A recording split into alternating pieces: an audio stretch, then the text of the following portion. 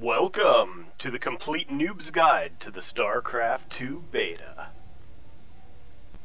This is Protoss Tier 1. All good StarCraft 2 games begin with worker units, and for the Protoss this means probes. Lots and lots of probes. Select your nexus, start building probes, and make sure you set that waypoint to your mineral fields. While we're building all those probes, let's look at the Nexus. The Nexus has the new Protoss macro mechanic, Chrono Boost. Don't forget while playing your Protoss to use Chrono Boost. It can speed production at the Nexus and other Protoss buildings. I won't demonstrate it here in this video because I forgot to use it.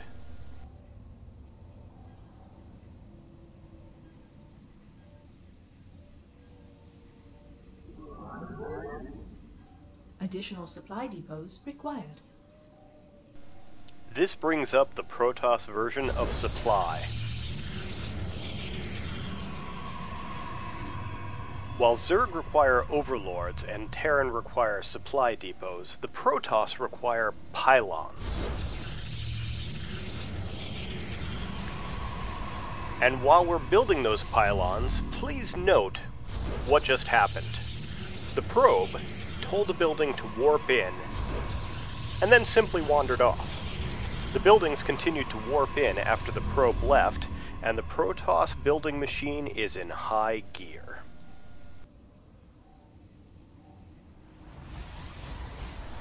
The Protoss use assimilators to collect Vespene gas. One of them has just finished warping in now.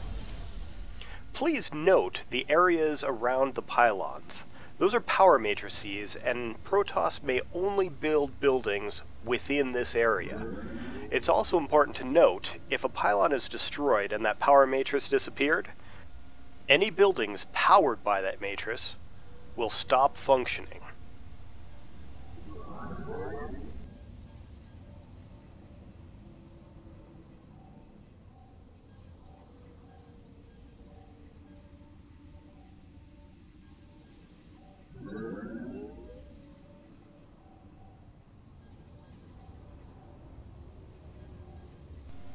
Now it's time to warp in a gateway.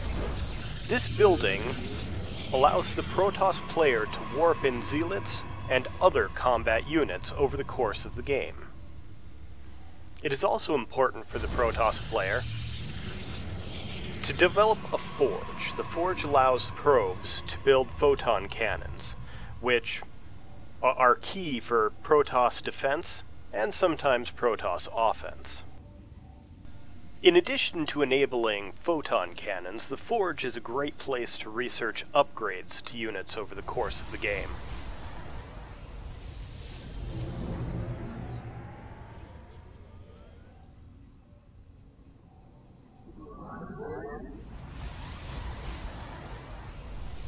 The warp gate is online, and it's time to bring in some zealots.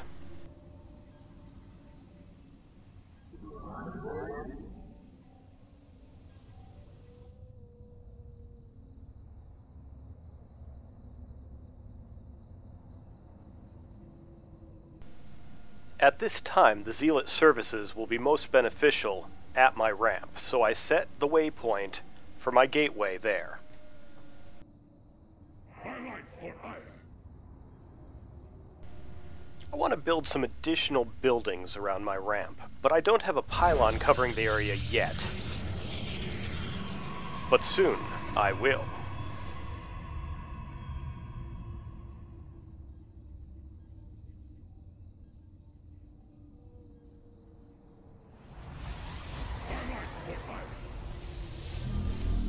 With the pylon in place, I can now build those buildings. It's time for photon cannons. These should send a very clear message to my opponent when they show up.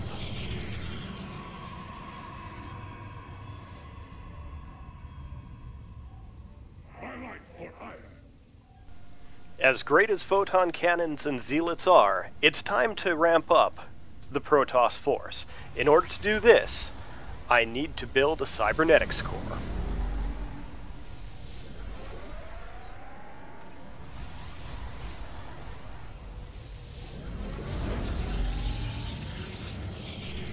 Once the cybernetics core is complete, it will give me access to stalkers and sentries.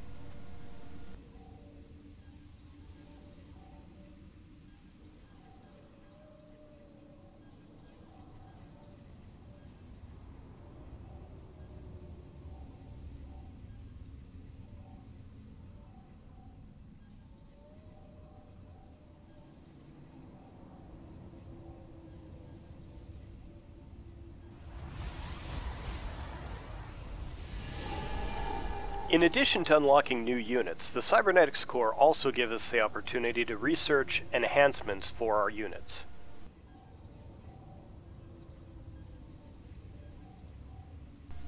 And speaking of new units, let's build a sentry and some stalkers.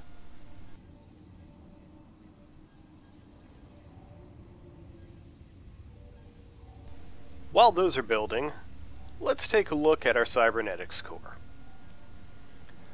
Earlier, I instructed the cybernetics core to research a warp gate. This is something new in StarCraft 2 that allows the Protoss to bring units into play wherever they have the energy matrix.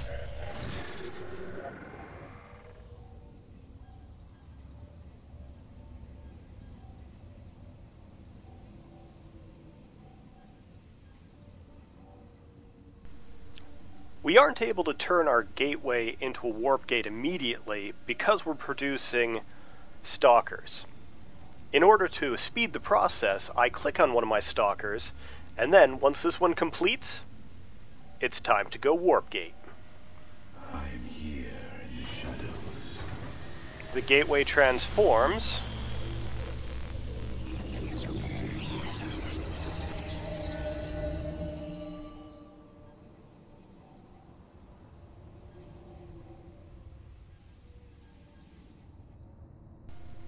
and to demonstrate its use, I'm going to put a pylon in far from where I would normally be able to create my units.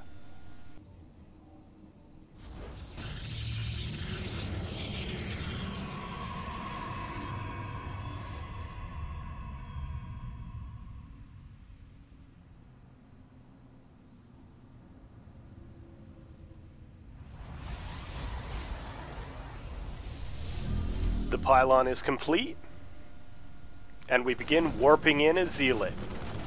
Just as our opponent shows up, we're able to bring the fight to them.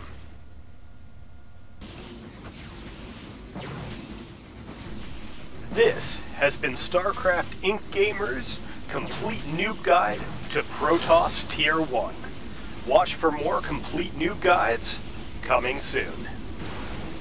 And for continuous StarCraft 2 beta coverage, be sure to go to starcraft.inkgamers.com.